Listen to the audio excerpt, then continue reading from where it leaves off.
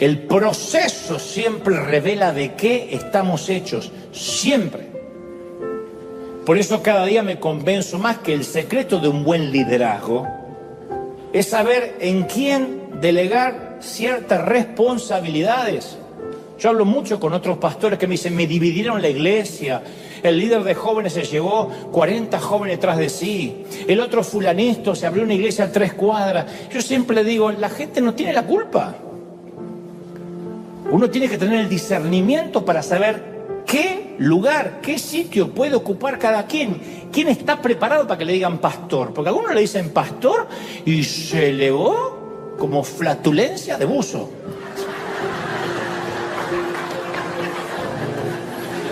Estoy finísimo hoy estoy...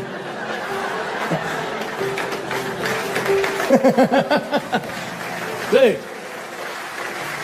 Yo he entendido que un líder puede pervertir a una muy buena persona asignándole una responsabilidad que está por encima de su carácter.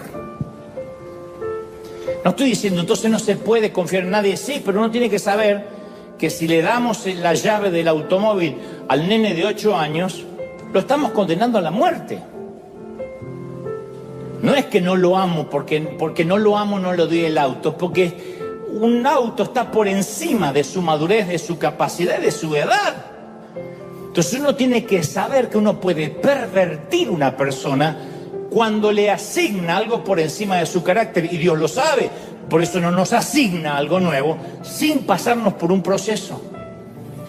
Para que Jacob llegara a ser quien debía llegar a ser, el patriarca que luego conoceríamos tenía que aprender a bailar con la más fea. El taimado de su suegro o de su tío era parte del propósito de su trato. Yo mismo, aun cuando era más inexperto, yo arruiné a mucha gente por el simple hecho de darles un título, en el afán de no sentirme solo, cuando todavía yo no había constatado si Dios había trabajado en sus caracteres o no. Yo recuerdo otro episodio cuando aún vivía en Argentina. Yo tenía una productora de contenidos multimedia, un edificio donde estábamos generando contenidos para televisión, etc. Y en ese entonces trabajaba conmigo un excelente muchachito joven, posiblemente el más dispuesto y servicial que yo jamás haya conocido. No hay un solo día desde aquellos años en que no lo extrañe, porque de chiquito estaba al lado mío y era un muchacho servicial. Y él no hizo nada para corromperse, yo lo hice. Un viernes por la tarde decidí ponerlo a cargo de la oficina. Él solo me agradeció diciendo que valoraba ese privilegio y dije, mira, le dije un viernes 5 de la tarde, quiero que te hagas cargo de la oficina, que seas una suerte de CEO interno, a pesar de que tienes corta edad. Eso fue un viernes. Pasa el fin de semana, el lunes por la mañana, yo decido entrar un poco más tarde para darle la oportunidad a que él estuviera con los empleados, confiando además de que ahora tenía a alguien encargado de hacer que funcionara, que gestionara la oficina. Así que llego promediando el mediodía, me voy acercando a nuestro edificio y veo en la vereda 3 muchachos de mi equipo. En la vereda, 3 empleados. Entre diseñadores gráficos, editores de televisión. Entonces, alarmado, les pregunto, ¿qué hacen en la calle? Y los 3, muy enojados, me contaron que el nuevo gerente los había despedido esa mañana.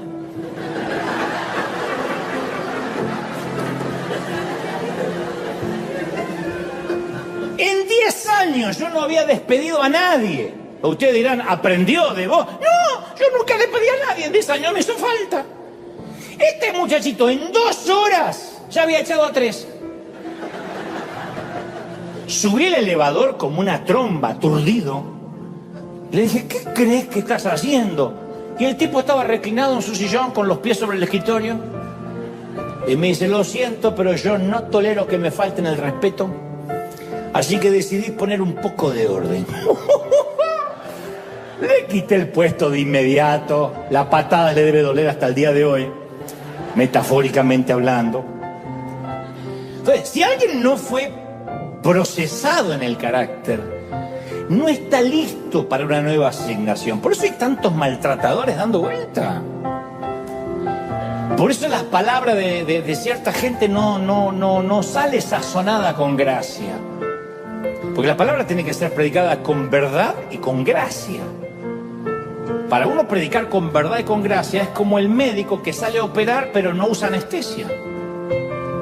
¿Quién va a un dentista que no cree en la anestesia? ¿Quién va hoy en día a operarse? Alguien que dice, yo opero perfecto, lo que no uso es anestesia. Eso es predicar con verdad sin gracia. La gracia hace de que las cosas más duras no duelan, porque uno percibe que vienen filtradas por el amor, no con las ganas de vengarse, de dolerse o desde el resentimiento. ¿Cómo viene la gracia y la verdad en un predicador, en una persona de Dios? ¿Cómo un líder, un voluntario hace para no maltratar, para que no le salga el maltrato porque simplemente es sugiere? Si tiene una dosis de gracia y de verdad. Si sabe que no es cuestión de servir a Dios, también es cuestión de servir a la gente. Que el mandamiento principal no es solo amar a Dios, sino también amar al prójimo. ¿Cuándo se aprende eso? Con el proceso, bailando con la más fea, estando en sujeción, aguantándose gente que a veces no queremos aguantar, pero sujetando el carácter. Jacob se sintió un tonto trabajando gratis para un hombre que comerciaba con sus hijas como si fuera un ganadero. Y fue procesado durante 14 años. Soportó el mal tiempo, capeó los temporales.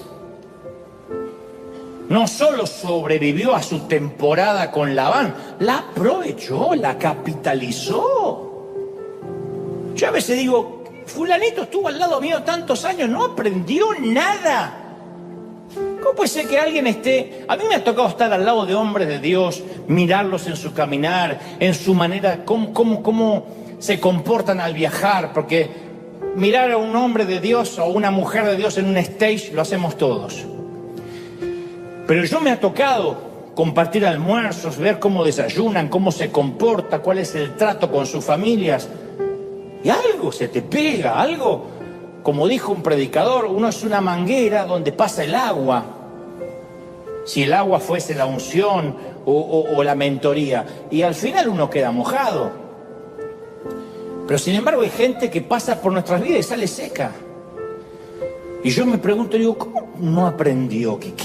¿Cómo pudo haber sido tan ciego, tan ciega, que sale y hace exactamente lo contrario?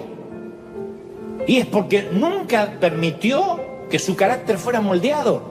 Dios usó a Labán para moldear el carácter de Jacob. Y la verdadera esencia de Jacob salió a la luz cuando le tocó bailar con la más fea. Yo recuerdo hace unos 16 años atrás, cuando en la Catedral de Cristal éramos un grupito muy pequeño. Y yo pensaba que como venía de llenar estadios en Argentina, nuestro primer servicio inaugural iba a explotar de gente. Cuando yo me acuerdo de todo aquello, me pregunto si Dios no se habrá reído mientras yo estaba haciendo mis planes, ¿no? Desde aquel primer servicio en la Catedral de Cristal me di cuenta que no iba a ser fácil, que no se trataba de hacer algo de publicidad, camisetas con un logo y que la gente va a hacer fila, no era así.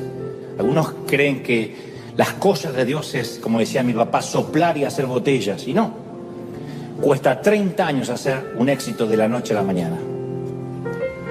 Y aquellos primeros meses siguen estando entre las temporadas más frustrantes y desilusionantes de mi vida.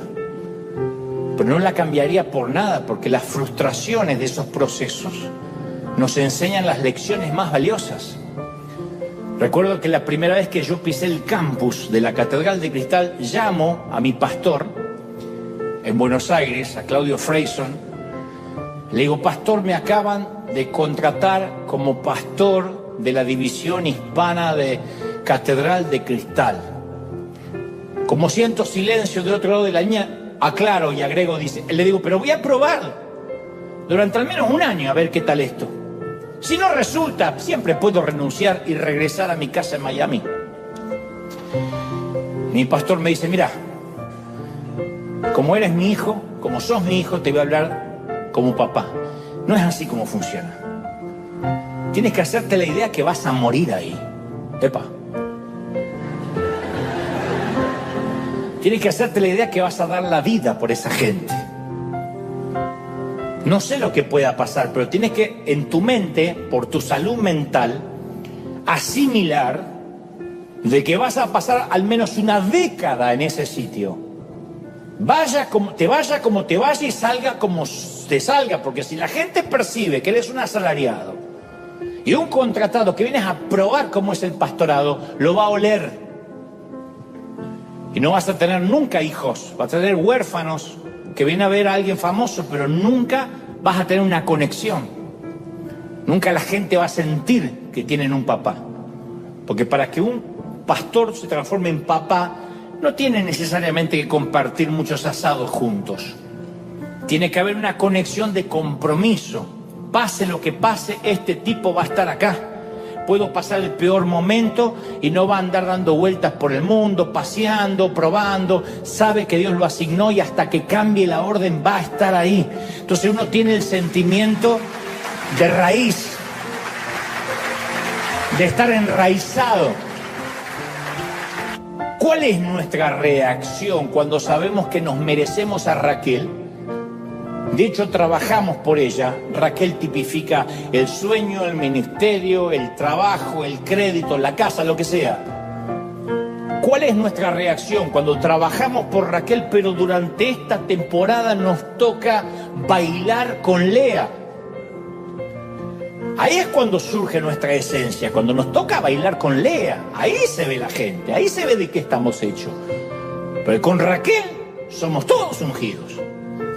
Cuando logramos el sueño, hacemos la plancha, como dicen los que hacen windsurf. Pero cuando nos toca bailar con la más fea, cuando nos toca trabajar en lo que no queremos, agachar la cabeza y obedecer cuando no tenemos ganas de obedecer, ahí sale nuestra esencia. ¿Cuál es nuestra reacción cuando aspiramos el primer asiento y no solo nos envían atrás, sino que además nos dejan de pie? Y uno viene, hoy me van a recibir y me van a aplaudir, y a mí me ha pasado decenas de veces y me dicen, no, atrás. ¿Cuál es nuestra reacción cuando pensamos que nos iban a honrar y no solo no nos honran, sino que nos ignoran? ¿Ese proceso es permitido por Dios? Hay gente que solo sabe dar si es que primero recibe algo. Eso no es ser dadivoso, eso es dar por conveniencia. Eso es querer negociar con Dios. Si Dios me da, yo voy a dar. Pero la palabra dice que estas señales seguirán a los que creen. Nunca los que creen siguen las señales. Entonces hay gente que dice, si yo tengo, voy a dar. No, eres dadivoso si das cuando tienes poco, cuando compartes el arroz, no el auto de alta gama. Hay gente que solo sirve para que lo sirvan. Eso no es ser servicial, eso es ser egoísta. Hay gente que trata bien a la gente que necesita, al jefe, a la persona importante, pero va y basurea o maltrata al camarero. Eso no es ser buena persona, eso es ser un ser interesado. Trato bien al que me conviene y al que no conozco y no me suma en nada lo maltrato. Entonces la pregunta es, ¿quiénes somos cuando no recibimos nada a cambio por lo que damos? Ahí es cuando se ve un servidor. Porque hay iglesias que para que el líder, para que el voluntario sirva, el pastor lo tiene que llamar, acariciar, le tiene que dar la mano, tiene que pasar al privado, tomarse un cafecito con el pastor, si no se va y se ofende de muerte. En esta iglesia no hay amor. Pero después está el otro, el que dice, yo sirvo al Señor, lo vean o no lo vean. ¿Me saluda el pastor o no me saluda el pastor? ¿Me ignoren o no me ignoren? Eso es servicio, eso es bailar con la más fea. Eso no es esperar recompensa y decir, Dios es el que me está viendo, aunque la gente no me vea. ¿No? Hay una frase muy famosa, muy viral por ahí que dice, se conoce a la pareja en el divorcio. A los hermanos se los conoce cuando hay una herencia. A los hijos se los conoce en la vejez. A los amigos en las dificultades y a los socios se los conoce en las crisis. Y yo agregaría, y a un miembro se lo conoce cuando se va de la iglesia. A mí me ha sorprendido cómo hay gente que se ha ido, me ha pasado a mí, a decenas de pastores, que cuando se van necesariamente tienen que hablar mal y ensuciar y difamar. Yo digo, mira vos, nunca, era una ovejita, pero cuando salió le agarró un demonio, y no es que le agarró un demonio, salió la esencia, era lo que era. Porque el que tiene cosas buenas para dar, las va a dar siempre, independientemente de que a cambio no te den nada. El que da, da. ¿Nunca te ocurrió? Otra vez voy a criticar a mi pobre mamá, pero mamá tenía una costumbre cuando nos invitaban a comer. Le decía, Nelly, vengan con la familia el domingo a comer a casa, una tía. Y mamá siempre preguntaba por cortesía, ¿hay que llevar algo? La respuesta por cortesía, ay, no, Nelly, no traigas nada, no te molestes, no hace falta. ¿Qué decía mi mamá? Ay, menos mal. No hay que llevar nada, viste que le pregunté y dijo que nada. Mi mamá no era una persona dadivosa, por lo que veo. Lo que quería era quedar como dadivosa sin tener que llevar nada, porque el que es dadivoso, aunque le digan no traigas nada, va a llevar algo, aunque sea una botella de vino, algo, no puede quedar con la mano vacía. Pero no, ¿por qué? Yo soy así, el que da, da. Es como cuando estás lavando los platos y estás lavando todos los que se ensuciaron y tienes una cuñada o una mujer que está ahí y dice, ¿te ayudo en nada?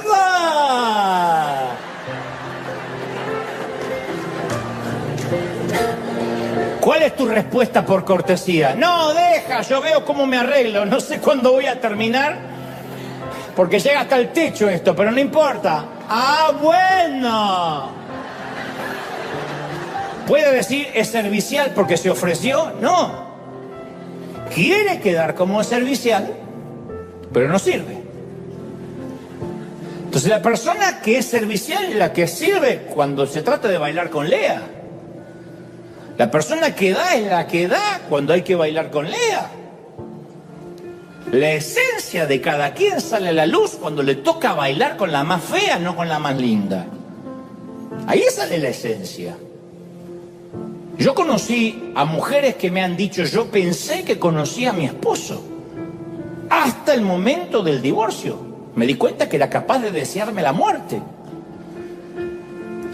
A padres que me han dicho, pensábamos que habíamos hecho un buen trabajo de educación con nuestros hijos, hasta que me transformé en un estorbo viejo, en un viejo estorbo, y me abandonaron en un geriátrico, arrasaron con mis cosas y ni siquiera me vienen a visitar.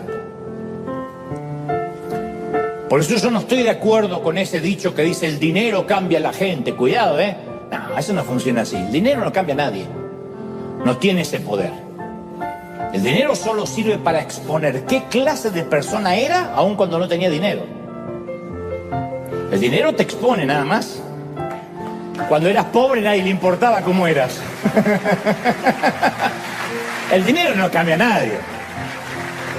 Por eso hay gente pobre, financieramente orgullosa, pedante. Y gente con muchísimo dinero, muy humilde. El dinero no cambia a nadie. El poder tampoco cambia a nadie. ¿Vieron cuando dice el poder lo cambió? No, el poder revela quién es. Yo he sido testigo de gente que parecía extremadamente amable, gentil, hasta el día que se le asignó un puesto de poder. Y ahí lo perdimos. Conozco a uno en particular que era un gran camarada ministerial. Nunca había conocido a alguien tan gentil, tan atento, tan afable, tan servicial. Dios no me deja exagerar. Un buen día, cuando todavía yo era un novato, bastante más torpe que ahora, le dije que oficialmente sea uno de mis líderes. Esto fue hace muchos años atrás. Y me preguntó, que sea uno de mis pastores, y me preguntó, ¿de verdad crees que voy a estar a la altura? Y yo le dije, sí, yo confío en que lo vas a poder lograr con la ayuda de Dios. Y fue como si alguien hubiese encendido un interruptor o lo hubiese apagado. Porque no fue un cambio paulatino. Fue de la noche a la mañana. En pocas horas, pero en horas, se convirtió en manipulador, malévolo, taimado, artero, pernicioso. Fue como que salió de adentro Hulk. al día siguiente de su asignación ya estaba maltratando a todo el mundo. Un hombre que no mataba una mosca, ya estaba maltratando a todo el mundo.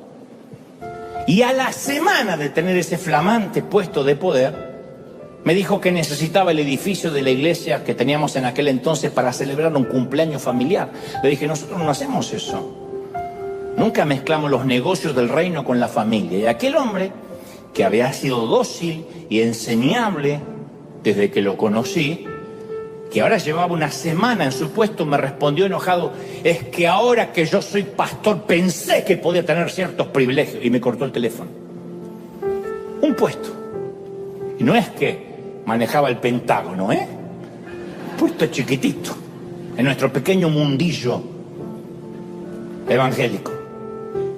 A mí siempre me llamó la atención que un día el rey Saúl, ungido por Dios, el rey ungido, oye una cantata, una canción que le dedican a David, que dice, Saúl mató a 1000, David a sus 10.000. Y la Biblia narra y lo describe así. Y en ese momento un espíritu malo entró dentro de él. De parte del Señor, o sea, Dios lo permitió, pero un espíritu malo entró dentro de él. O sea, no se trata de que le entró un demonio que le hacía escupir espuma por la boca y le hacía girar la cabeza como la chica del exorcista. Pero yo te puedo contar con detalle, con fecha y hora, los momentos en que un espíritu de celos, de rivalidad, de envidia, entraron en el corazón de cierta gente que caminaba a mi lado. Porque este que te conté es un ejemplo, después he vivido muchas veces. Yo te puedo decir el momento que vi que entraba ese espíritu. En un momento le cambió la mirada. Lo habrás notado con algún ser querido, con algún pariente, te renovaste la casa, te mudaste, te compraste un autito y dijiste, mira que compré. Y el que fue siempre amable y decía, te tienes que ir adelante, te voy a ayudar, un día hace... El momento en que le entró un espíritu de envidia y a partir de ahí ya no te atiende el teléfono, empieza a hablar mal. Es en un momento que esos espíritus entran. La puerta de acceso a esa clase de espíritus suele ser más dinero a veces, una posición de poder, un diploma, un nuevo talento, una membresía, incluso hasta los papeles de la legalidad. Yo he visto gente que cambia así. Hasta ayer era indocumentado, humilde, hoy le llegaron los papeles y no le tocas la mano ni con un palo. Mira qué fino que fui, En esos momentos queda al descubierto la verdadera esencia de alguien. Jacob aprendió a bendecir todo lugar que pise la planta de su pie. Y bendijo cada temporada y bendijo cada proceso.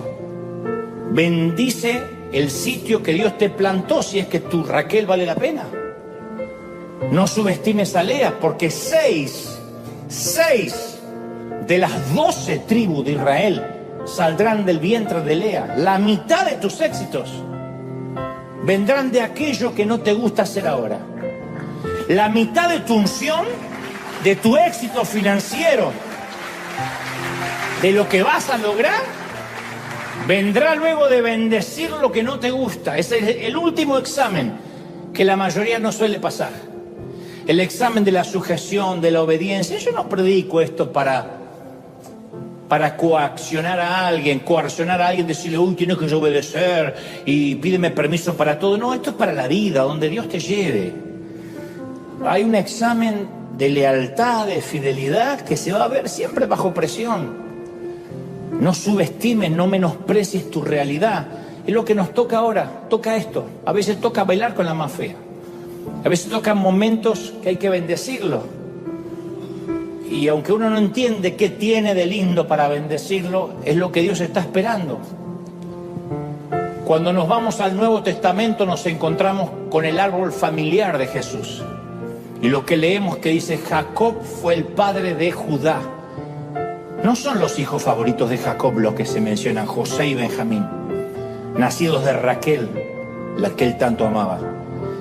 El nombrado es Judá, el cuarto hijo de Lea, de Vaca, una esposa que heredó sin buscarla, que se la metieron ahí en la tienda. Y entre sus descendientes había un pastorcillo de Belén llamado David y un carpintero de Nazaret llamado Jesús. Lea, la no elegida por Jacob, fue escogida por Dios para ser la madre del linaje del Rey de Reyes. Jacob nunca podía subestimar a Lea, porque de su descendencia nacería el Señor Jesucristo. Lea sería la tatarabuela de Jesús. Entonces nunca sabes lo que se está gestando tras el proceso. Nunca. Uno cree que cuando algo lindo se está gestando, el proceso también es lindo. No. Las mujeres que han quedado embarazadas saben, no son las que han tenido embarazos difíciles. Cualquier mujer que se precie como tal sabe que un embarazo no es lindo, 9 meses de andar por alfombra roja, ¿no es así? Se hinchan los pies, retienen líquidos, en los últimos meses no pueden dormir de cualquier manera, tienen que ponerse una almohada, la incomodidad es absoluta, presiona sobre la vejiga. Por eso los hombres no podemos ni resistir que nos quiten una muela. Pero vale la pena. Mi mamá decía, el parto es el único dolor que uno se olvida.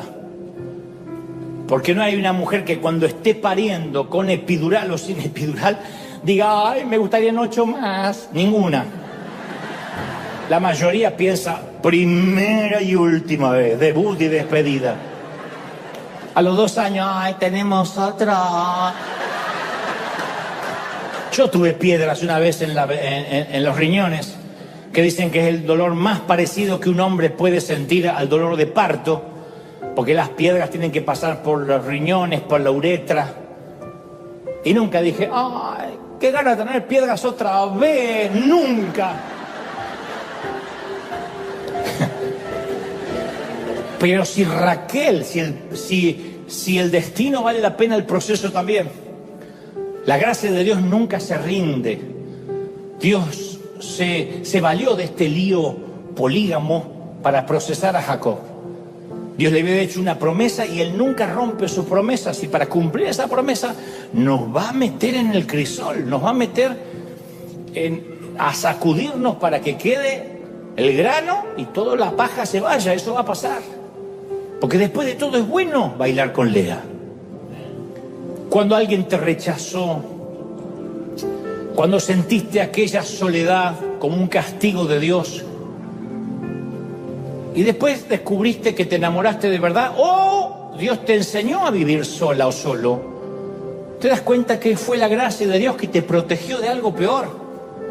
Después de todo, es bueno bailar con Lea. Cuando no te aceptaron en la universidad, no obtuviste el ascenso en el empleo, te negaron los papeles, parecía que era injusto. Pero ahora miras hacia atrás y ves la gracia de Dios en todo eso y dices, gracias a Dios, no estaba preparado para que eso ocurriera. Después de todo, es bueno haber bailado con Lea. Te diagnosticaron cáncer, un tumor, pasaste por quimio. Casi seguramente pensaste, yo no merezco este baile. Pero tuviste una cercanía con Jesús que no te lo pudo dar ninguna otra temporada de la vida. Entonces hoy ves la gracia de Dios y dices, fue bueno ese baile con Lea. A veces miramos hacia atrás y nos damos cuenta de que estuvimos quejándonos por un proceso divino que tiene que venir si queremos esa asignación. Nuevo nivel, nuevo demonio. Nuevo nivel que Dios te da, nuevo demonio asignado. Mayor tentación, mayor prueba, mayor crisis. Por eso pocos llegan, por eso muchos son los llamados y pocos los escogidos. Porque muchos quieren, Señor, hazme famoso, hazme conocido, dame dinero, dame recursos, dame... ¿Y estás listo para sostener? ¿Tu carácter va a sostener esa bendición?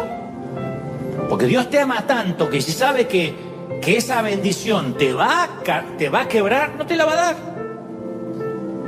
No importa cuánto se enojen nuestros hijos porque no le damos la llave del auto a sus 10 años. Los amamos demasiado como para decirle, acá está, vete con tus amigotes. Dios nos ama demasiado para darnos algo que no vamos a poder sostener. Lea era el camino para llegar a Raquel, pero no lo supimos ver. Así que yo quiero hacerte esta propuesta acá y en casa, casi un desafío. Si realmente amas ese sueño, bendice tu realidad. Nunca tendrás lo que todavía no ves si no eres capaz de bendecir y agradecer lo que sí estás viendo. No puedes casarte con tu sueño y divorciarte de tu realidad. Dale la oportunidad al Señor de que vea de qué estás hecho, cuál es tu esencia. Pablo escribió en Filipenses 4:11 el versículo más trillado y quizás menos entendido de las Escrituras. He aprendido a contentarme, cualquiera sea mi situación. Sé vivir humildemente. ¿Qué significa sé vivir humildemente? No me cambia el gozo. Puedo ser como la cubana, ahora sé cómo funciona el grifo. O puedo dar por sentado que tengo agua. Sé vivir humilde y sé vivir en abundancia. En todo y por todo estoy enseñado, tanto para ser saciado como para tener hambre. Toca comer, gloria a Dios. Toca ayunar, gloria a Dios. Así para tener abundancia como para tener necesidad. Yo estoy preparado, estoy curtido, dijo Pablo. Y ahí dice aquella frase que a todos nos gusta sin ver el contexto: todo lo puedo en Cristo que me fortalece. Esto no es empoderarse. Todo lo puedo en Cristo no es para declarar, para decretar, para tomar tu 0 kilómetro, para poner las manos sobre una casa, para decir, Señor, dame esa muchacha en el nombre, todo lo puedo. No es para empoderarse, no es magia. Todo lo puedo significa todo, lo malo y lo bueno lo puedo atravesar con Cristo. La pobreza y la riqueza. Aprendí a alegrarme cuando me toca bailar con Raquel y cuando me toca bailar con Lea. Aprendí a esperar con lo que quiero, por lo que quiero, pero también aprendí a contentarme por el proceso. Recuerda, todo aquello que vale la pena se cocina a fuego lento. Y tiene una riqueza y un sabor que no te lo da la premura o la inmediatez de un microondas. En palabras simples, sigue amando a tu Raquel. Pero mi querida, mi querido, mientras dure la música, hazte un favor. Continúa bailando con la más fea.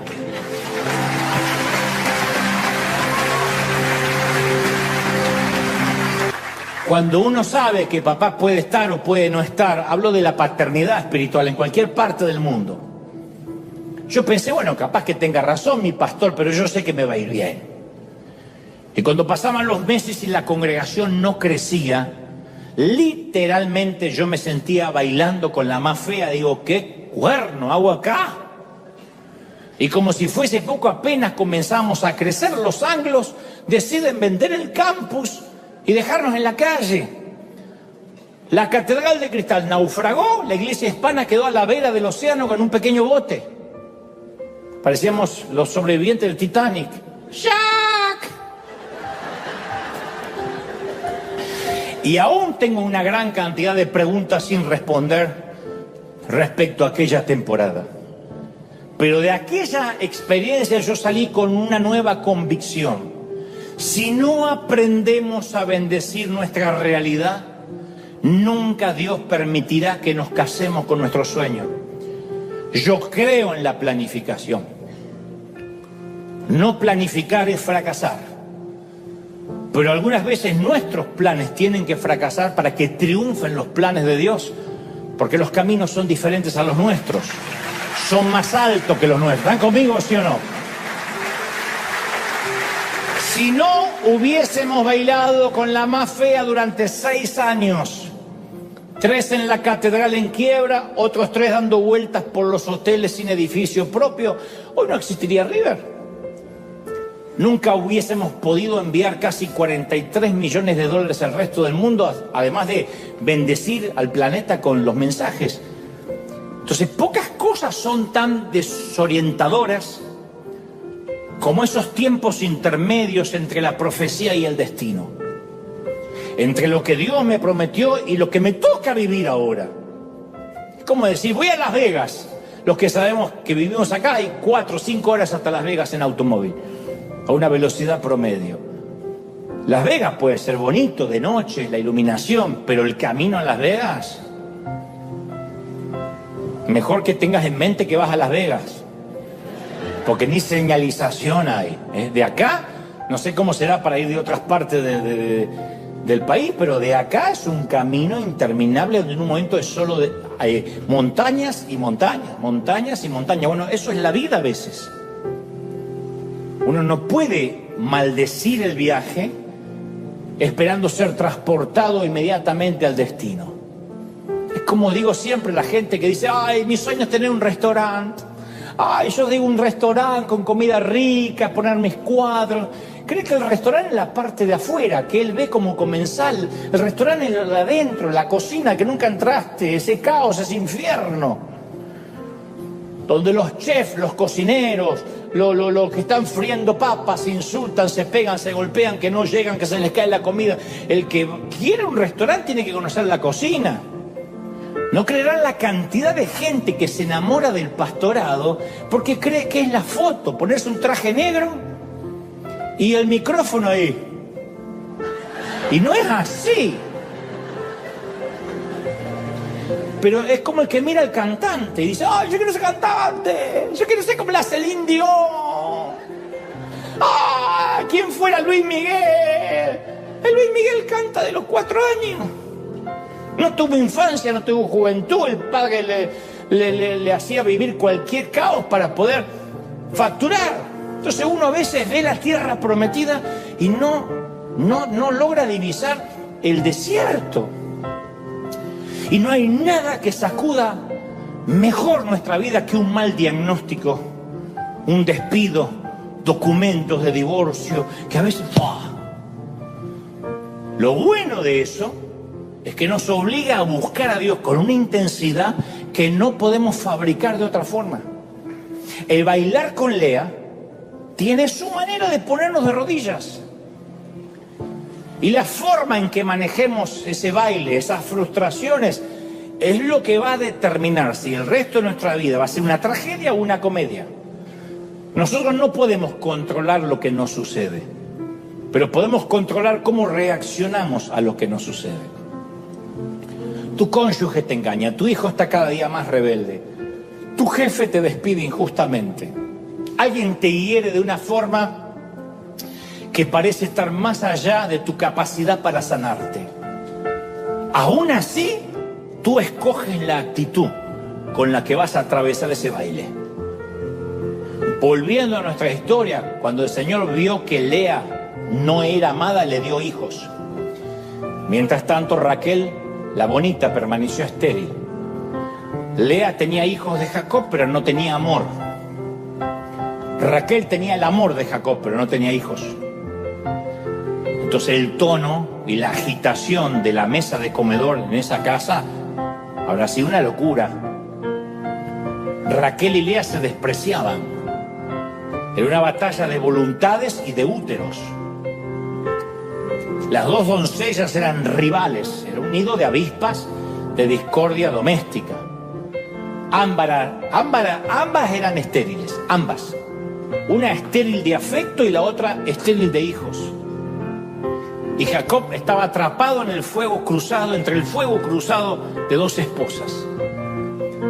Una vez que Jacob aceptó que debía amar a Lea y tuvo hijos con ella, el vientre de Raquel se hizo fértil. Pero no hasta que Jacob no aceptó su realidad. Luego pudo alcanzar sus sueños y tener hijos de la mujer que sí amaba. Raquel tipifica lo que tú sueñas y quieres. Pero Lea es el peaje de Dios para llegar hasta esa Raquel. Lea es el peaje. Hay muchos que están pagando un peaje para alcanzar el sueño. Y es parte, la salvación no se paga, pero es parte del proceso para una asignación. Nadie puede ser más salvo porque pague algo. No, yo no hablo de salvación, estoy hablando de asignación. El que quiera ser empresario va a tener que primero ser el mejor empleado. No me vengan con que, como no soporto estar bajo jefe, ¿será que Dios me puso de jefe? No funciona así. Como no soporto tener un pastor, ¿será que Dios quiere que yo sea cabeza? No funciona así. No funciona, simplemente eso va contra la ley, como ir en contra de la ley de gravedad. ¿Quieres tener tu propia empresa? Bendice el trabajo que tienes con agradecimiento, aunque se trate de limpiar mugre ajena en una casa que no es la tuya. Pues tú, mientras que maldigas tu realidad, Dios no va a permitir que te cases con tu sueño. Así funciona. Ese es el corazón agradecido. ¿Quiere que Dios te use y ser un canal de bendición? Bueno, rinde tu propia agenda y sirve bajo alguien más. Y a veces servir bajo alguien más va a ser no coincidir, porque los evangélicos entendemos mal la palabra lealtad. Decimos, yo soy leal a fulanito o a fulanita siempre y cuando estemos de acuerdo, y eso no es lealtad. Lealtad es lo que tenía David para con Saúl, que Saúl le tiraba lanzazos para querer matarlo y él los esquivaba y seguía tocando la música, y era leal para con el rey. La lealtad se ve cuando nos toca bailar con la más fea. Yo puedo decir que yo fui leal a pastores que me coartaron, algunos me ayudaron y otros me pusieron un pie así encima. Y Dios lo permitía porque Dios quería que yo, si algún día iba a exigir lealtad, tenía que rendir el examen de la lealtad. Y la lealtad se rinde cuando no estás de acuerdo. Cualquiera es leal cuando se trata de Raquel, pero pocos son leales cuando se trata de Lea. Pocos son leales cuando se trata de lo que no nos gusta hacer. Pero si Raquel, si el destino vale la pena, el proceso también. La gracia de Dios nunca se rinde. Dios se valió de este lío polígamo para procesar a Jacob. Dios le había hecho una promesa y él nunca rompe sus promesas, y para cumplir esa promesa nos va a meter en el crisol, nos va a meter a sacudirnos para que quede el grano y toda la paja se vaya. Eso va a pasar, porque después de todo es bueno bailar con Lea. Cuando alguien te rechazó, cuando sentiste aquella soledad como un castigo de Dios, y después descubriste que te enamoraste de verdad, o Dios te enseñó a vivir sola o solo, te das cuenta que fue la gracia de Dios que te protegió de algo peor. Después de todo, es bueno bailar con Lea. Cuando no te aceptaron en la universidad, no obtuviste el ascenso en el empleo, te negaron los papeles, parecía que era injusto. Pero ahora miras hacia atrás y ves la gracia de Dios en todo eso y dices, gracias a Dios, no estaba preparado para que eso ocurriera. Después de todo, es bueno haber bailado con Lea. Te diagnosticaron cáncer, un tumor, pasaste por quimio. Casi seguramente pensaste, yo no merezco este baile. Pero tuviste una cercanía con Jesús que no te lo pudo dar ninguna otra temporada de la vida. Entonces hoy ves la gracia de Dios y dices, fue bueno ese baile con Lea. A veces miramos hacia atrás y nos damos cuenta de que estuvimos quejándonos por un proceso divino que tiene que venir si queremos esa asignación. Nuevo nivel, nuevo demonio. Nuevo nivel que Dios te da, nuevo demonio asignado. Mayor tentación, mayor prueba, mayor crisis. Por eso pocos llegan, por eso muchos son los llamados y pocos los escogidos. Porque muchos quieren Señor, hazme famoso, hazme conocido, dame dinero, dame recursos, dame... ¿Y estás listo para sostener? ¿Tu carácter va a sostener esa bendición? Porque Dios te ama tanto que si sabe que esa bendición te va a quebrar, no te la va a dar. No importa cuánto se enojen nuestros hijos porque no le damos la llave del auto a sus 10 años. Los amamos demasiado como para decirle, acá está, vete con tus amigotes. Dios nos ama demasiado para darnos algo que no vamos a poder sostener. Lea era el camino para llegar a Raquel, pero no lo supimos ver. Así que yo quiero hacerte esta propuesta acá y en casa, casi un desafío. Si realmente amas ese sueño, bendice tu realidad. Nunca tendrás lo que todavía no ves si no eres capaz de bendecir y agradecer lo que sí estás viendo. Terminamos con una vida que nunca debió ser nuestra. Solamente cuando uno sabe lo que quiere, cuando sabemos lo que queremos, es que podemos decir no a lo que otros quieren imponernos. Pero uno tiene que saber bien qué es lo que quiere. Y eso es algo que no tenemos en claro durante gran parte de la vida. Entonces, cuando vivimos una vida heredada, bueno, estoy siguiendo esta carrera o estoy haciendo esto porque era lo que quería mi mamá, mi tío, mi primo, mi padrino. En un momento la rutina nos empieza a erosionar y lo habitual nos empieza a nublar la visión. O sea, se nos empieza a apagar el fuego de eso que venía con nosotros de fábrica, de nacimiento, de la manera que Dios nos cableó. Y es ahí cuando perdemos hasta la alegría de estar vivos, porque eso hace que nos dediquemos a algo que no nos gusta, que nos va erosionando la felicidad. En todos los órdenes. Una pareja puede estar muy enamorada, pero si le quitamos el romance a la ecuación, la relación se convierte en rutina.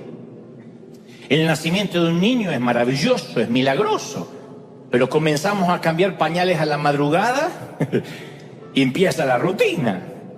Muchos de nosotros nos alegramos el día que conseguimos un empleo, por fin, pero después empieza la rutina y vivimos anhelando que llegue el fin de semana.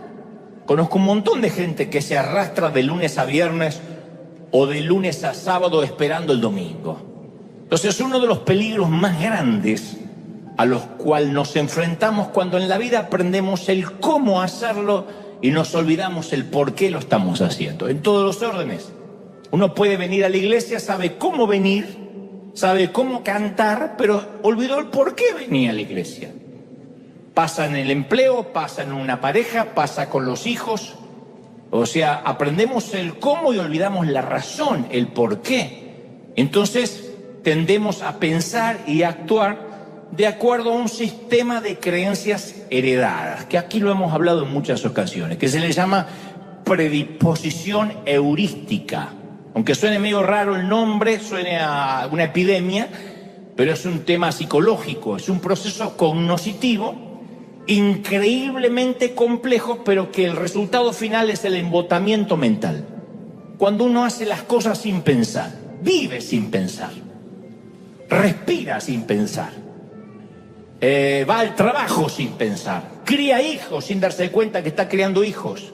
Entonces la vida rutinaria nos empieza a embotar la mente, a entumecer nuestros sentidos y vamos por la vida como arrastrando los pies.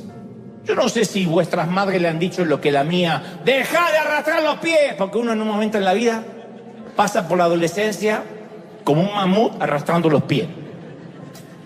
Que uno lo haga de adolescente, al fin y al cabo uno lo corrige, pero de adulto, en una metáfora, en una hipérbole, que vivamos arrastrando los pies, es triste. O correteamos en una rueda como un hámster, trabajamos, sudamos para pagar gastos y nunca llegamos a nada, nunca alcanzamos eso que alguna vez nos propusimos alcanzar.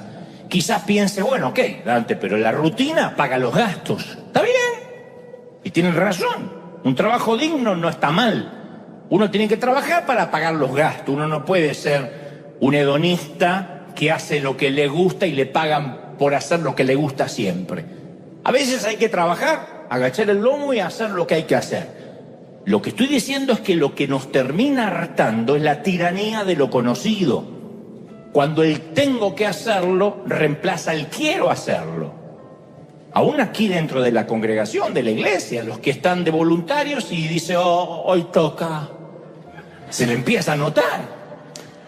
Cuando el tengo que hacerlo reemplaza el quiero hacerlo. Entonces conozco a mucha gente que estudia, que trabaja, que se levanta todos los días sin rumbo. Y esto le ocurre desde el presidente de una empresa hasta el alumno, a un pastor, a un cura, a un rabino, a la maestra, a la mamá que cocina todos los días.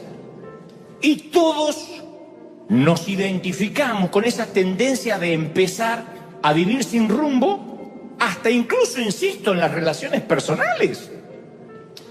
Porque llega el día que nuestra pareja está más marcada por la tolerancia que por la pasión. Y bueno, lo tengo que aguantar al gordo, ¿cuánto más puede vivir? Que acá no pasa, pero en el otro servicio hay muchas de esas asesinas potenciales. Nos propusimos grabar recuerdos en nuestros hijos y la rutina de pronto nos hace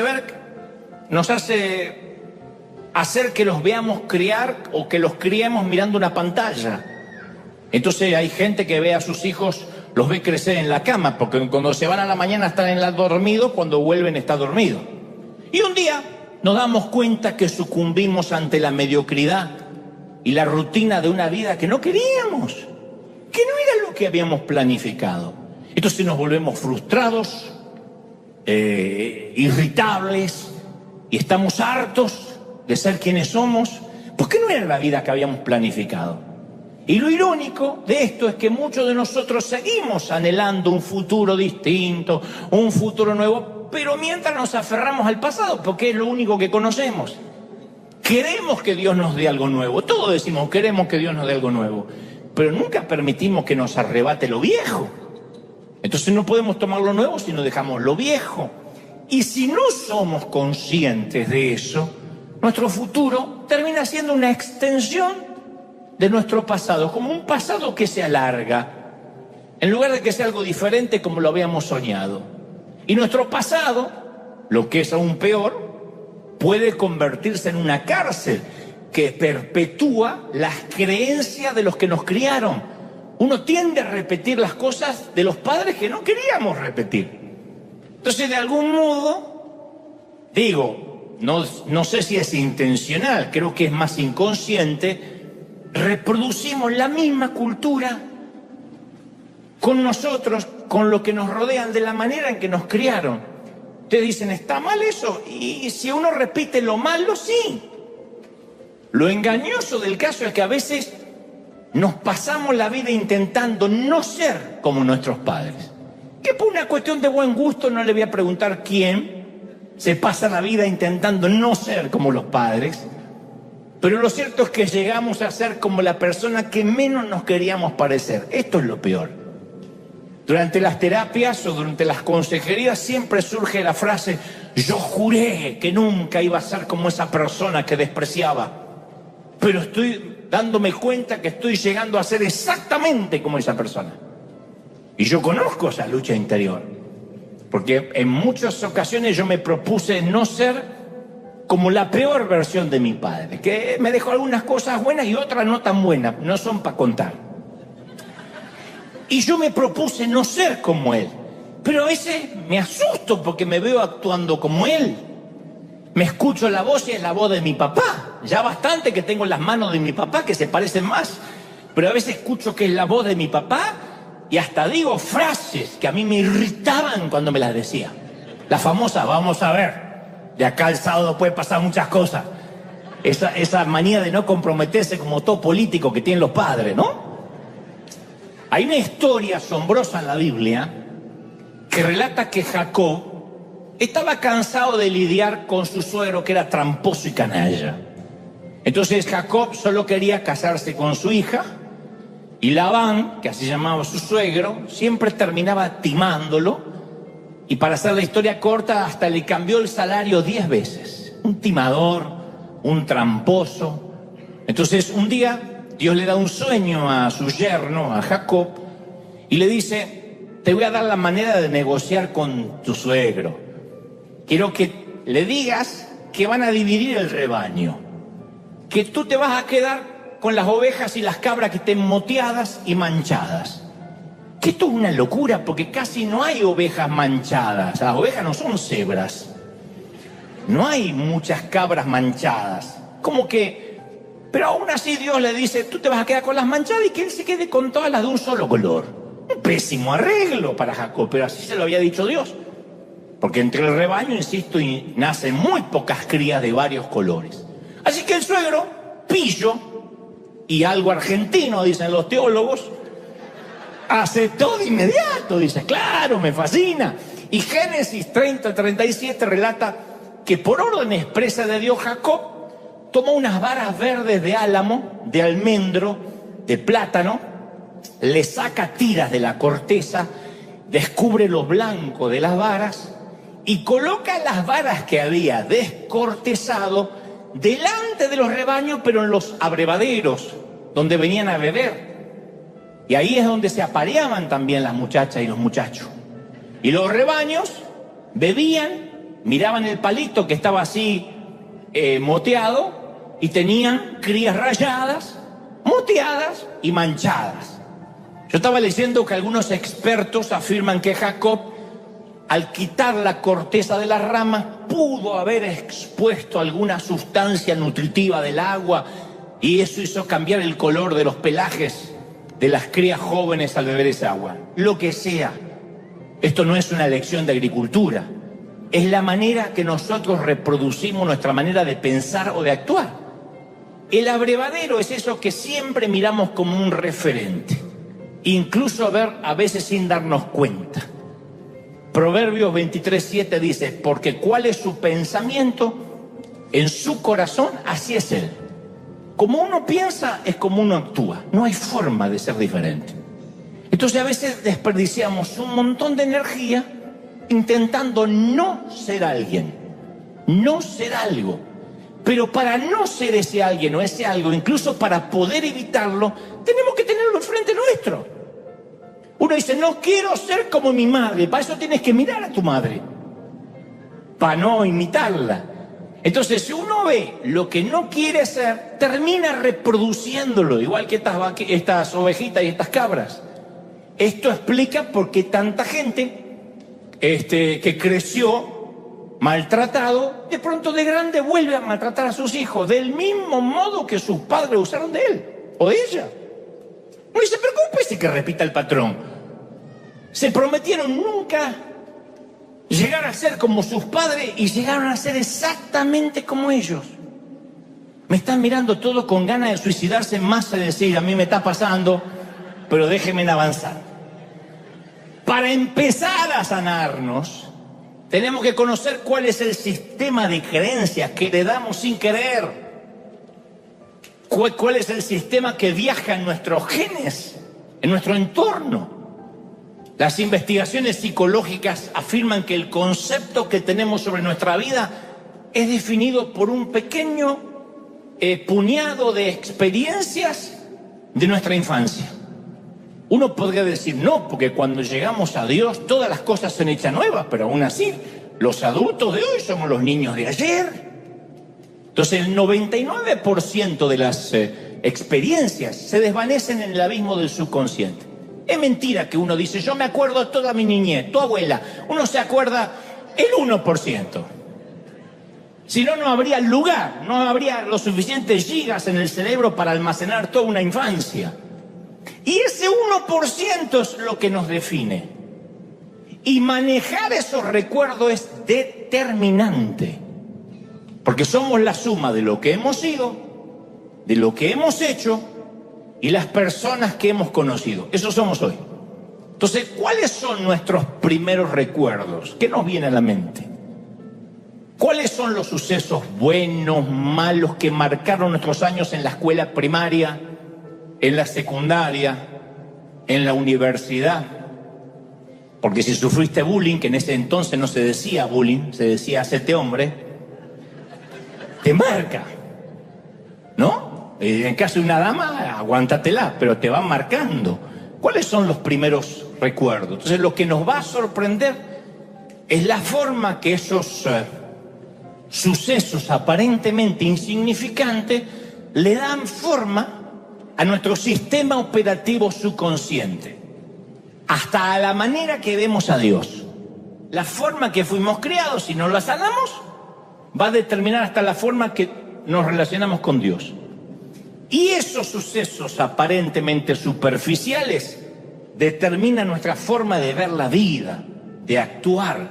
Entonces, la mayoría de las relaciones que nos drenan vienen a ser como una pierna con gangrena, que si uno no la amputa, la infección se extiende por todo el cuerpo hasta que se ennegrece el corazón. Y la gente que no tiene el valor de cortar aquello que sirvió para el pasado, al final termina perdiendo mucho más. Ustedes dicen, pero esto, ¿dónde me deja como cristiano con amor? No, uno sigue amando, eso no cambia. Yo estoy hablando de las relaciones que están arraigadas a experiencias pasadas, pero que no tienen futuro en común. A todo el mundo tenemos seguramente en casa un par de zapatos viejos que son comodísimos. Ay, estos zapatos, eso donde los dedos entran ahí, especialmente después que los tienes entre un taco, que dice liberen a Willy y los dedos salen ¡puf!, así buscando la libertad. Y uno se pone esos zapatos, pero tienen olor, y el olor a pata lo sienten todo menos el dueño. Tienen agujeros y no nos van a llevar lejos. Esas son las relaciones que a veces hay que cortar. Son cómodas, pero no van a llevar al futuro. Yo estando en Argentina construí muchas amistades que en su momento pensé que iban a ser para toda la vida. Como cuando uno va a la escuela primaria y tiene esos amigos de 12 años que dicen nos vamos a ver hasta que seamos grandes. Y después uno no se vuelve a ver más. Cuando ya uno es más grande elige la amistad ya no por coincidir en el mismo aula o en el mismo salón, sino por elección. Pero me di cuenta que nuestras vidas fluctúan por temporadas y las amistades siguen el mismo patrón. Entonces, sea cual sea la razón, eso redefine la dinámica de la amistad e incluso del parentesco. Hay parientes con los que uno estuvo muy cercano y después la vida, Dios, nos va alejando. Y no deberíamos sorprendernos si por una razón u otra la vida remodela el terreno de tanto en tanto. No es culpa de nadie. Las cosas cambian. Nadie es el mismo después de 20 años. ¿O sí? Si alguien cree que es el mismo, mírese al espejo, desnudo, con la puerta cerrada. No somos quienes fuimos, somos otros. Yo no soy el mismo cuando tenía 30, ni cuando tenía 20, ni pensaba como pienso ahora. No somos los mismos, somos otros. Y como dijo el sabio Salomón en Eclesiastés 3, todo en esta vida tiene un tiempo, una temporada, incluyendo la amistad. O sea, por razones obvias no podemos forzar amistades para toda la vida. ¿Por qué? Porque se forjan en las trincheras del diario. Por definición, toman toda la vida para que una amistad se desarrolle toda una vida. Pero no todos vamos a conservar los amigos de siempre. Entonces, por nuestra salud mental tenemos que decir, a ver, no vamos a llegar toda la jubilación juntos, a la mecedora, a compartir los dientes en el mismo vaso. Me voy a cambiar el pañal, me cambias el mío ya que va, no va a pasar eso. Puede que nos jubilemos con un grupo totalmente diferente a los amigos que tenemos ahora. Ahora, muchos venimos del mismo entorno, incluso crecimos en el mismo hogar, ¿o no? Y terminamos en lugares diferentes completamente en la vida. ¿Hay alguien acá que no se parece a su hermano o a su hermana? Bueno, vinieron los parecidos de Suiza todos. ¿Hay alguien que dice, yo no me parezco a mi familia? Una valiente, por fin. La familia no te está viendo, tranquila. Viste que a veces uno dice, no me parezco a mi hermana. Pero parece que yo fui adoptado y hasta uno empieza, después uno se ve la misma nariz, la misma, y uno dice, no soy adoptado. Pero a veces uno dice, ¿por qué soy tan distinto a mi familia? Y más cuando uno conoce a Dios y te van cambiando los valores y los principios, que uno dice, qué diferente. Y uno ya está en la mesa navideña o en la mesa de Nochebuena y ya no hay temas en común, uno ya no se ríe de los mismos chistes. Aún aquel que dice, yo nunca cambié como algunos, los que se dan de intransigente, todos cambiamos. Pero mucha gente valora nuestro presente con la perspectiva que tenían de nuestro pasado. Recordemos que Jesús no pudo hacer milagros en su ciudad porque la gente dice, si este es el hijo del carpintero. Conocemos a su familia, ¿qué se viene a hacer el Mesías? ¿Qué impidió sus milagros? No su ubicación geográfica, fue la visión limitada de los que se fijaban más en su pasado que en su presente. Y algunos de nosotros tenemos gente que nos dice, yo te conocí cuando no eras nadie, ¿no? Yo te conocí cuando eras un muerto de hambre. A mí me dicen siempre, yo conocí a Dante cuando tenía un Renault 18 fundido y un traje brilloso de tanto planchar. Perdón por no conservar el saco brilloso en un museo y por haber cambiado el auto fundido, perdón. Mientras más fuerte sea la emoción, más fuerte y duradero es el recuerdo. Entonces casi todos nuestros recuerdos a largo plazo están asociados con emociones muy intensas, positivas o negativas. De allí la famosa frase poética, uno se olvida lo que te dijeron, pero nunca cómo te hicieron sentir. Me vine Neruda hoy, Porque así Dios nos estructuró.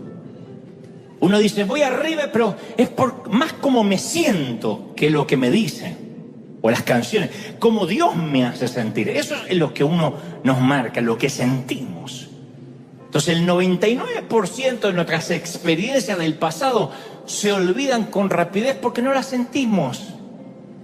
¿Por qué nos olvidamos gran parte de la infancia? Porque no la sentimos, porque estábamos ocupados viviendo.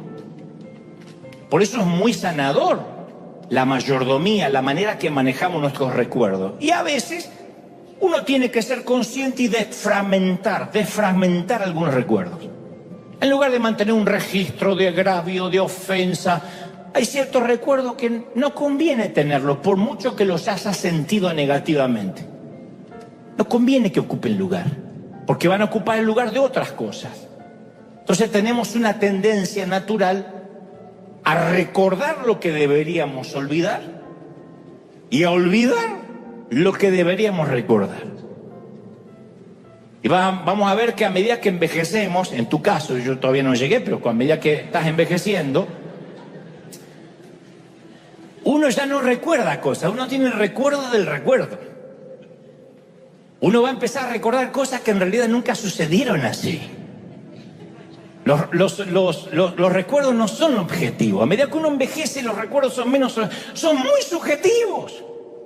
Y tenemos la tendencia de añadirle romanticismo, dramatismo catastrófico en nuestro pasado. Me acuerdo una vez que estaba en el Titanic. ¿Vos estuviste en el Titanic, abuelo? ¿Cuándo? No te dan ni los números.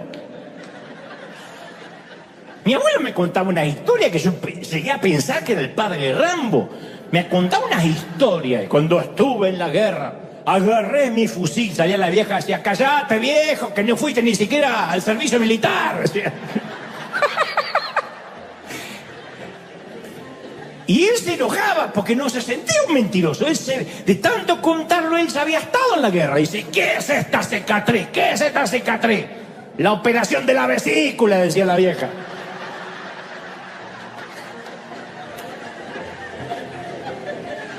Entonces todos distorsionamos nuestros recuerdos a base de minimizar unos mientras ampliamos otros, los que nos conviene. Pero la manera, insisto, de manejar nuestros recuerdos va a determinar nuestra manera de ver a Dios y a ver la vida. Y hay quienes se les hace muy difícil borrar los malos recuerdos y eliminar la basura mental. Pero la gente nos juzga basado en lo que fuimos y no en lo que somos. Y mucho menos lo que podemos llegar a ser de la mano de Dios. Mucho menos. Entonces nos juzga por lo que nos conocen. Y esas relaciones nos mantienen aferrados a Tijuana.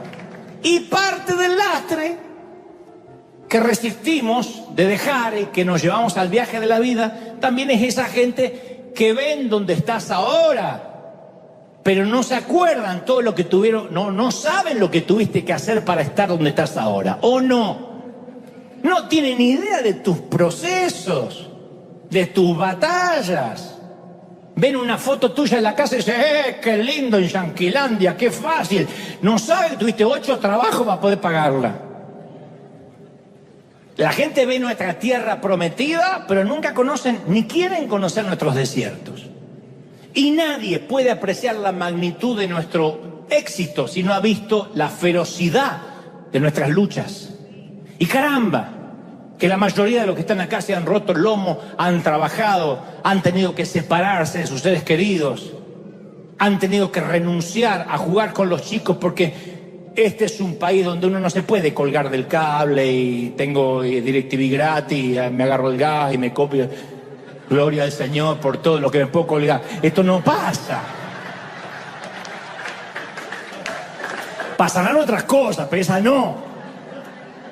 Y si uno se retrasa la renta o el alquiler un día, al otro día está SWAT sacándote. En nuestros países uno se puede quedar 7, 8, 10 años sin pagar. Porque simplemente no contestamos la puerta. Acá viene SWAT y se sacan inmediatamente o comenzaremos a disparar en la cabeza y uno tiene que ir.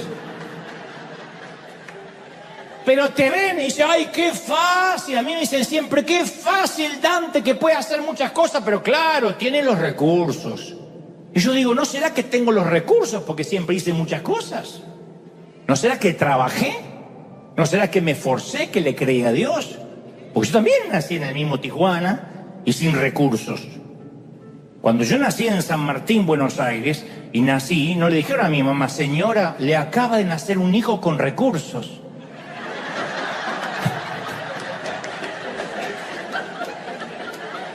Ni nací en el Palacio de Buckingham.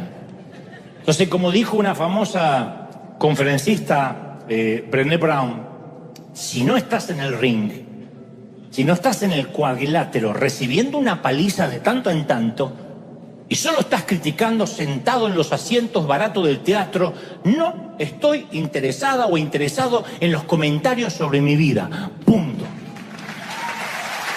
Si no te peleaste palmo a palmo con la vida.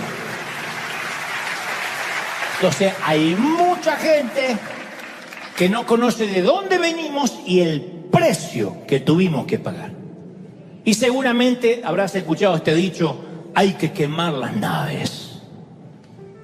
A un gran conquistador hace mucho tiempo iba a enviar a sus tropas contra un enemigo poderoso cuyos hombres le eran mayor en número, embarcó a sus soldados, navegó hacia el país enemigo, desembarcó y dio la orden que queme las naves o los barcos que lo habían llevado hasta ahí.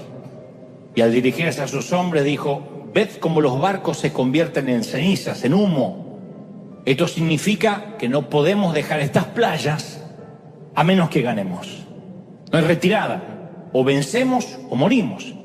Ese gran conquistador fue Hernán Cortés y la gran batalla fue la conquista de México. O sea, prendió fuego lo que podía ser una opción de retirada. Le sucedió a Israel al salir de Egipto. Si la esclavitud sigue siendo una opción, siempre vamos a regresar. Yo le decía hace poco a una misionera, si te vas a misionar, tienes que desempacar completamente. Aquel que va, abre la maleta y va picoteando así, saca un calzón y saca una cosa y vuelve a poner un calzón sucio y saca uno limpio, es porque sabe que se va a ir. Pero aquel que pone todo en los cajones porque sabe que se va a quedar.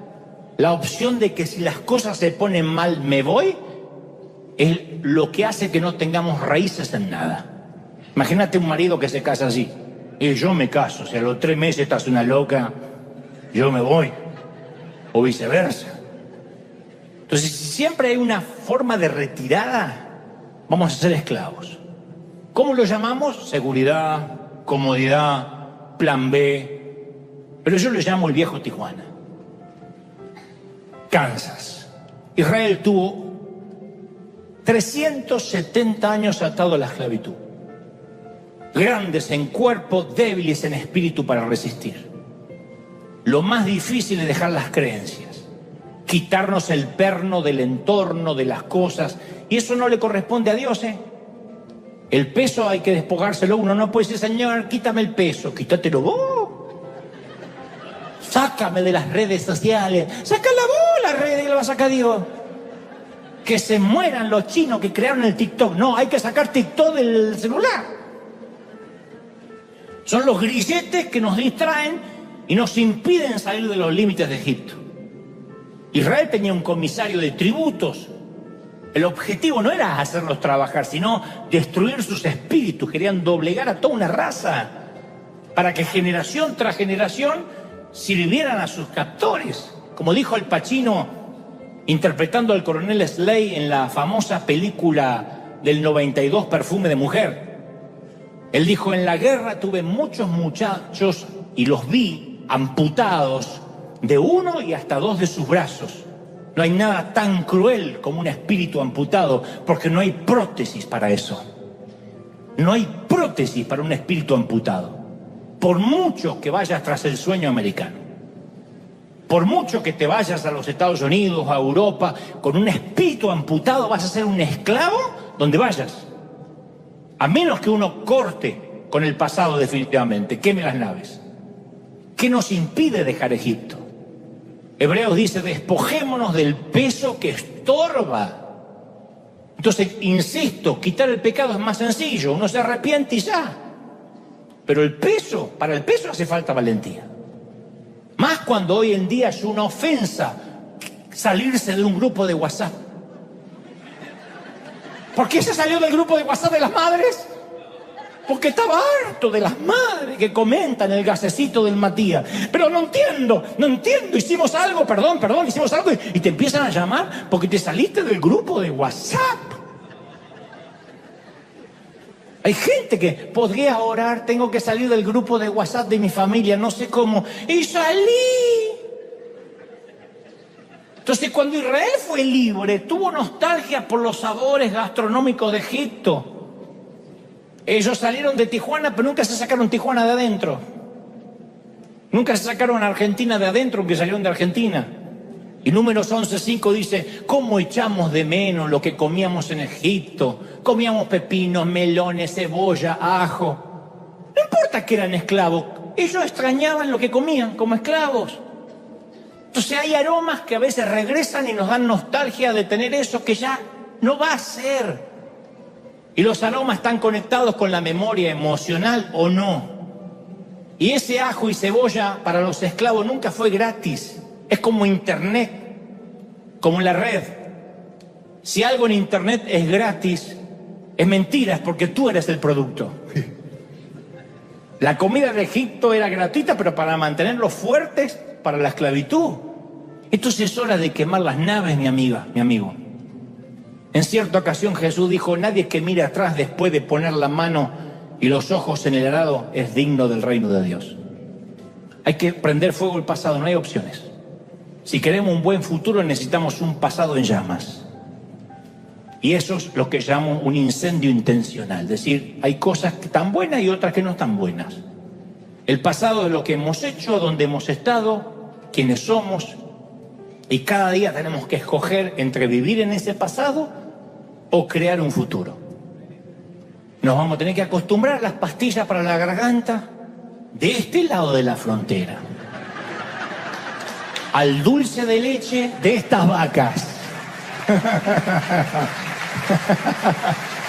Ahora, no es un camino fácil, porque uno se aferra a lo conocido, se aferra a lo que tiene, y a veces ahí, insisto, hacemos una extensión del pasado. Y en algún punto de nuestras vidas tenemos que poner en un altar todo lo que conocemos con la promesa de un futuro que no conocemos. Pero esa es la vida.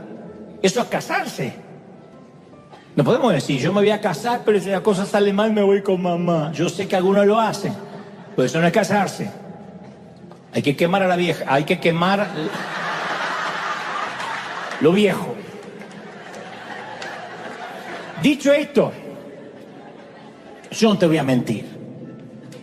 Hay dolores de la infancia que nunca se van. Si algún predicador te dice por ahí, no, todos los dolores se van, es un timador. Se alivian. Pero hay dolores que nunca se van por completo porque, insisto, están en ese 1% que Dios permitió, tema para otro mensaje, para hacer lo que hoy somos, para darnos cierta resiliencia, cierto umbral de resistencia a los avatares de la vida. Olvidar no es adquirir amnesia. Uno puede recordar el dolor, pero que ese dolor ya no viaje con nosotros. Que ese dolor no nos acompañe a todos lados. Las cicatrices son una belleza especial. A mí me gustan ver cicatrices. Porque quien no tiene ninguna herida significa que no peleó nunca una batalla de las buenas. Las heridas de la vida son una placa de honor. Son como las marquitas de la cesárea de una mamá, que hablan de que ese mapita que ahora aparece en su panza es que parió, que dio a luz hijos. Las marcas, sean cual sea, siempre son buenas. Hay un viejo chiste malo que relata que un día se juntaron varios gringos machotes para presumir sus cicatrices. Lo deben conocer. Uno de ellos se levantó la camisa y dijo, esta cicatriz me la hice peleando cuerpo a cuerpo en Kansas City. Y ahí mismo se levantó otro la camiseta y dijo, esta marca me la hice en una balacera con la policía en Dallas City. Otro hizo lo propio y dijo, Oklahoma City. Alguien dijo, Connecticut City. El pobre hispanito que estaba ahí, para no ser menos, levantó la camiseta y dijo, Appendi City. Es chiste malo, pero había que ponerlo en alguna parte, ¿no? Pero las heridas marcan que no nos rendimos, que peleamos.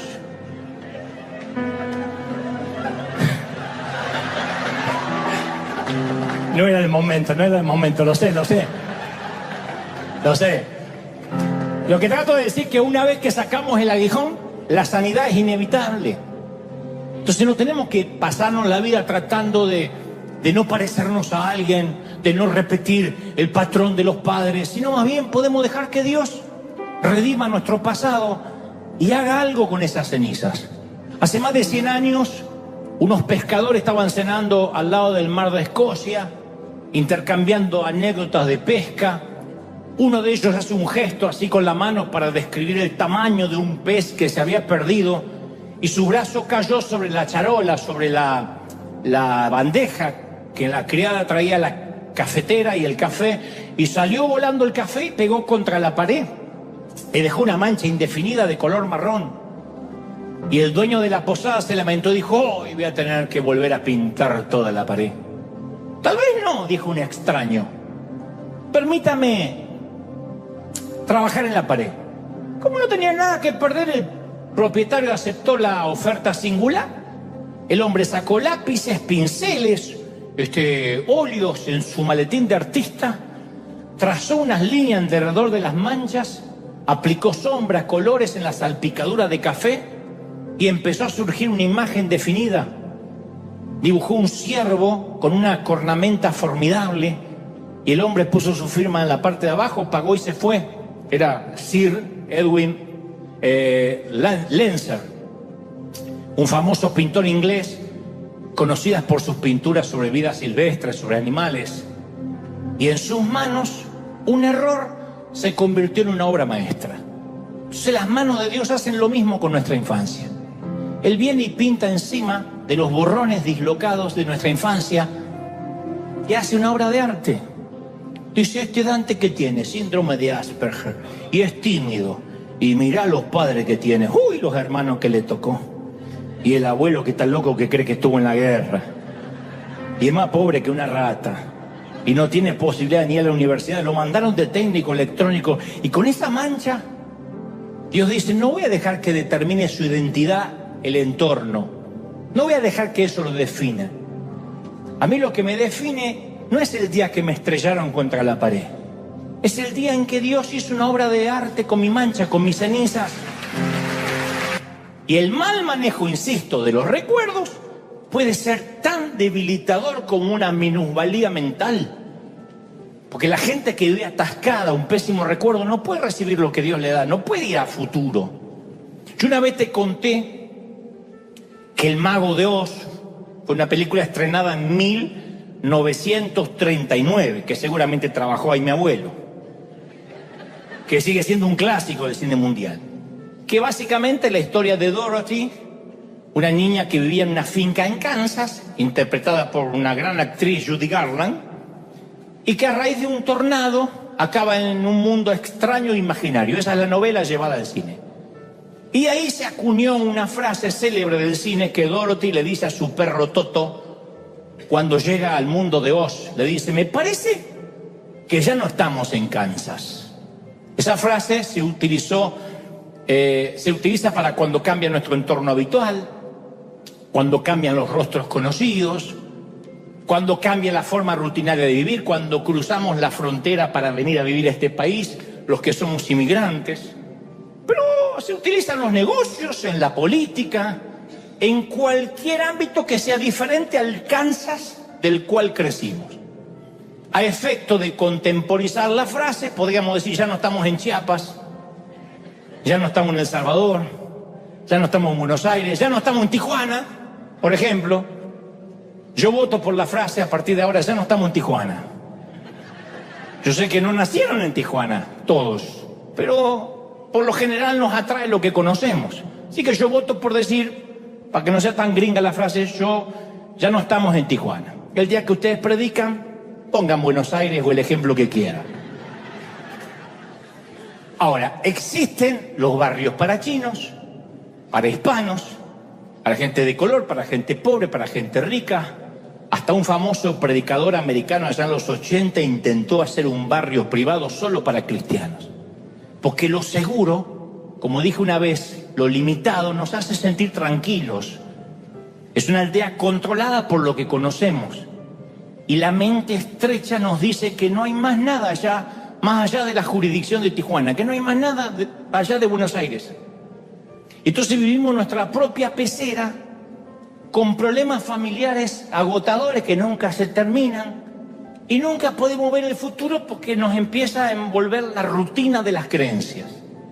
Yo digo, ¿no habrá un momento en la vida que Dios quiere que renegociemos aquello que nos preocupa y aquello que vamos a partir de ahora a dejar pasar por alto? ¿Por qué hay gente que pasa días enteros sumergidos en asuntos familiares insignificantes? Yo sé que algunos dicen: sí, a mí me pasa, a todos nos pasa. Yo estoy consciente que hay algunas turbulencias en la vida, algunas pruebas que no las podemos ignorar. Enfermedades terminales, alguna minusvalía, etc. Pero muchas otras son lastres que arrastramos del viejo Tijuana. Estoy hablando metafóricamente, de donde haya nacido. Conozco gente que gasta recursos, tiempo, extinguiendo fueguitos que no valen la pena. Y yo estoy convencido que acá debe haber gente que le encanta, que es adicta al drama. Alguien debe conocer a alguien que es adicto al drama. Siempre tiene un problema terrible, siempre. La vida es a las 7:06 centro, la Winfrey, la pobre de Guadalupe que va a River. Es siempre así. Que la vida es una telenovela. Son fatalistas. Ay, el nene se le atraviesa una flatulencia. ¡Oh! Te lo cuentan como que le agarró un cáncer terminal. No sabe, estoy orinada por un dinosaurio. Se me constipó el Matías. ¡Oh! No me hace caca. ¿Qué hice, Dios, para tener esta vida? Uno dice: no puede ser. Esa hay que mandarla en un container a África. Pero hay gente que dramatiza las boberías cotidianas. Y yo sé que existen muchos momentos reales de angustia que uno no puede evitar. Pero mi pregunta es, ¿no llegamos a un momento en que decimos: ¿no será que me estoy complicando la vida con una carga en los hombros que podría quitarme, pero que la heredé de mi familia? Porque así era mi mamá, porque así era mi abuela. El escritor de los Hebreos, capítulo 12, versículo 1, dice: por tanto, despojémonos de todo peso y del pecado que nos asedia y corramos con paciencia la carrera que tenemos por delante. El domingo pasado yo hablaba del pecado. Uno dice, pecado que confieso, pecado que desaparece. Lo más difícil es confesar el peso, las distracciones, que no llegan a ser un pecado capital, pero que nos distraen. Son los asuntos